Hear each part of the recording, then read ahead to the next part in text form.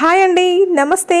నేను మీ Radhika. Welcome back to Radhika's kitchen and ideas. ఈరోజు మనం ఇన్స్టెంట్గా దోశ ఎలా ప్రిపేర్ చేసుకోవాలో చూపిస్తున్నానండి. ఇది అయితే ఎంతో రుచిగా ఉంటుంది.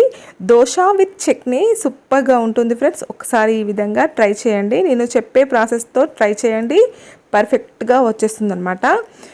ఇది ఎంతో సాఫ్ట్గా చాలా బాగుంటుందండి. ఇక ఆలస్యం చేయకుండా దీనిని ఎలా ప్రిపేర్ చేసుకోవాలో ప్రాసెస్ అంతా చూద్దాం.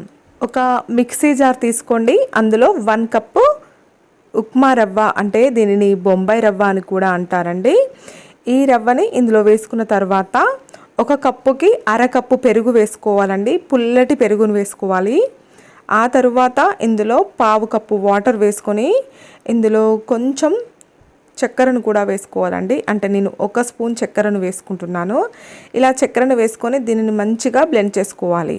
చూస్తున్నారు కదా, ఈ విధంగా రవ్వ ఎక్కడ కనబడకుండా ఒక పిండి మాదిరిగా రావాలన్నమాట. చూస్తున్నారు కదా, ఇలా సాఫ్ట్గా రావాలి. ఇలా వచ్చిన తర్వాత దీనిని ఒక మిక్సింగ్ బౌల్లోకి తీసుకుందాం. ఇలా అంతా ఒక మిక్సింగ్ బౌల్లోకి తీసుకున్నాం కదా. ఇప్పుడు ఇందులో 1/2 కప్పు వాటర్ వేసుకొని ఈ విధంగా వేసుకోవాలి. చూస్తున్నారు కదా, ఇప్పుడు దీనినంతా మంచిగా కలిసే విధంగా స్పూన్తో కలుపుకుందాం. చూసారు కదా ఫ్రెండ్స్, 1 కప్పు రవ్వకి 1/2 కప్పు పెరుగు, 1 స్పూన్ చక్కెర. ఇప్పటి వరకు మనం వాడిన వాటరు 1 కప్ అనమాట. మనం రవ్వ దేంతో తీసుకున్నామో ఆ కప్తో వాటర్ కూడా తీసుకున్నామండి. ఇప్పుడు దీనిని ఒక 15 మినిట్స్ వరకు పక్కన పెట్టుకోవాలండి. ఈ విధంగా మూత పెట్టుకొని ఇప్పుడు మనము దీనికి కావాల్సిన చట్నీని రెడీ చేసుకుందాం. స్టవ్ ఆన్ చేసుకొని ఒక కడాయిని పెట్టుకోండి. అందులో వేరుశనగ గుండ్లను వేసుకోవాలి. ఈ విధంగా వీటిని కొంచెం ఫ్రై అయిన తర్వాత చూసారు కదా, ఈ విధంగా పొట్టు అనేది రావాలన్నమాట. అలా చేస్తేనే మనకు చట్నీ అనేది బాగుంటుంది. ఈ విధంగా వీటిని ఫ్రై చేసుకున్న తర్వాత ఇందులోనే 2 స్పూన్ల నువ్వులను కూడా వేసుకోవాలండి. ఇందులోనే చూస్తున్నారు కదా, ఇప్పుడు ఈ నువ్వులు కూడా మనం మంచిగా ఫ్రై చేసుకోవాలన్నమాట. ఇందులోనే చూసారు కదా, ఇప్పుడు ఇందులోనే పల్లీలు, నువ్వులు ఇలా వేగిపోయాయి కదా. మనం ముందుగానే నువ్వులు వేసుకున్నాం అనుకోండి, తొందరగా మాడిపోతాయి. ఇప్పుడు మంటని హై ఫ్లేమ్లో కాకుండా చిన్నగా పెట్టుకోవాలండి. ఆ తర్వాత ఇందులోనే ఎండు కొబ్బరి, పచ్చిమిర్చి, చిన్నగా కట్ చేసి పెట్టుకున్న ఆనియన్ ముక్కలు, పొట్టు తీయని వెల్లుల్లి రెబ్బలను కూడా వేసుకొని స్టవ్ ఆఫ్ చేసుకొని దీనినంతా ఒక మిక్సింగ్ జార్లోకి తీసుకుందాం. చూస్తున్నారు కదా ఫ్రెండ్స్, ఈ విధంగా ఒక మిక్సీ జార్లోకి తీసుకున్న తర్వాత ఇందులోనే రుచికి సరిపడా ఉప్పును కూడా వేసుకొని దీనిని ఈ విధంగా మిక్సీ పట్టుకోవాలి.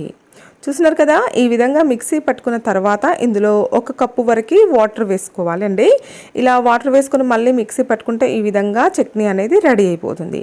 దీనిని ఒక గిన్నెలోకి ట్రాన్స్ఫర్ చేసుకుందాం. చూసారు కదా, ఇప్పుడు తాలింపు రెడీ చేసుకుందామండి. స్టవ్ ఆన్ చేసుకొని ఒక కడాయి పెట్టుకొని అందులో 1 స్పూన్ వరకు ఆయిల్ వేసుకొని ఇందులోనే ఆవాలు, జీలకర్ర వేసుకోవాలి. కొంచెం కరివేపాకు, ఎండుమిర్చిని కూడా వేసుకోవాలి. చూసారు కదా, మనకి ఇప్పుడు ముందుగా తయారు చేసుకున్న చట్నీలో ఈ తాలింపుని వేసుకుందాం. ఎంత ఈజీగా మనకు చట్నీ అనేది రెడీ అయిపోయిందో చూసారు కదా దోశకి. ఇదైతే చాలా అంటే చాలా బాగుంటుంది ఫ్రెండ్స్. మీరు ఏ బ్రేక్ఫాస్ట్కైనా చాలా రుచిగా ఉంటుంది. ఆ తర్వాత 15 నిమిషాల తర్వాత చూస్తే మనకు పిండి అనేది ఈ విధంగా నానిపోయి ఉంటుందన్నమాట. ఈ విధంగా నానిపోయి ఉన్న పిండిని మనం ఒకసారి ఈ విధంగా కలుపుకోవాలి. చూస్తున్నారు కదా ఫ్రెండ్స్, ఈ విధంగా కలుపుకున్న తర్వాత ఇందులోనే మనకు ఈనో ప్యాకెట్ దొరుకుతుంది కదా ఫ్రెండ్స్. నేను ఈ ఈనో ప్యాకెట్ తీసుకున్నానండి. ఈ ఈనో ప్యాకెట్ని నేను సగం మాత్రమే ఇందులో వేసుకుంటున్నాను. చూస్తున్నారు కదా, ఈ విధంగా సగం వేసుకొని 1 స్పూన్ ఇందులో వాటర్ వేసుకోవాలి. 1 స్పూన్ ఈ విధంగా వాటర్ వేసుకున్న తర్వాత దీనినంతా ఈ పిండినంతా ఇలా కలుపుకోవాలి. ఇలా కలుపుకుంటే ఏంటంటే మనకు ఇలా బెలూన్స్ లాగా వచ్చేస్తాయి అన్నమాట. దోశ కూడా చాలా బాగుంటుందండి ఈ విధంగా చేస్తే. ఇలా కలుపుకున్న తర్వాత దీనిని పక్కనే పెట్టుకోవాలి. ఆ తర్వాత స్టవ్ ఆన్ చేసుకొని ఒక పెనంని పెట్టుకోండి. ఇది వేడెక్కిన తర్వాత మంటను చిన్నగా పెట్టుకొని మనం దోశని వేసుకోవాలి. చూస్తున్నారు కదా, ఈ విధంగా కలుపుకొని పిండిని స్పూన్తో ఈ విధంగా వేసుకోవాలి. మనం దోశ మాదిరిగా వేసుకోవద్దండి, ఈ విధంగా వేసుకోవాలి. ఉతప్పం మాదిరిగా వేసుకోవాలి. చూసారు కదా, ఈ విధంగా పిండిని స్ప్రెడ్ చేసుకోవాలండి. ఇలా వేసుకున్న తర్వాత 1 నిమిషం పాటు మూత పెట్టుకోవాలి. మనం మంటని హై ఫ్లేమ్లో మాత్రం ఎట్టి పరిస్థితుల్లో పెట్టొద్దండి. ఆ తర్వాత చూస్తే మనకి దోశ అనేది మంచిగా ఆవిరికి ఉడికిపోయి ఉంటుందన్నమాట. చూస్తున్నారు కదా, ఈ విధంగా మనం ఎక్కడ ఆయిల్ కూడా యూజ్ చేయట్లేదు, మనకు ఈజీగా వచ్చేస్తుందన్నమాట. చూసారు కదా ఫ్రెండ్స్, మనకు ఎంత ఈజీగా దోశ రెడీ అయిపోయిందో. నేను ఇంకొకటి కూడా వేసి చూపిస్తున్నానండి. ఈ విధంగా పిండిని కలుపుకోవాలండి. మనం ఎప్పుడు దోశ వేసుకున్నా కూడా ఈ విధంగా మిడిల్లో పిండి వేసుకుంటూ ఈ విధంగా స్ప్రెడ్ చేసుకోవాలి. మనకు ఎంత పెద్దగా కావాలంటే అంత పెద్దగా వేసుకోవచ్చండి. ఈ విధంగా వేసుకున్న తర్వాత 1 నిమిషం పాటు మూత పెట్టుకుందాం. ఆ తర్వాత చూస్తే మనకు మంచిగా ఆవిరికి ఉడికిపోయి ఉంటుందండి. మనం మంటని చిన్నగా పెట్టుకొని ఈ ప్రాసెస్ని చేయాలి. గుర్తుపెట్టుకోండి ఫ్రెండ్స్, మంటని హై ఫ్లేమ్లో మాత్రం అస్సలు పెట్టొద్దు. చూసారు కదా, ఈ విధంగా దోశలు ఈజీగా రెడీ అయిపోయాయి.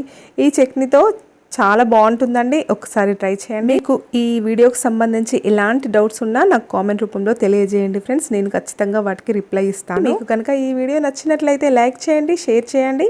ఇలాంటి మరెన్నో రెసిపీస్ కోసం నా ఛానల్ని సబ్స్క్రైబ్ చేసుకోవడం మాత్రం అస్సలు మర్చిపోకండి. Thank you for watching friends. Bye.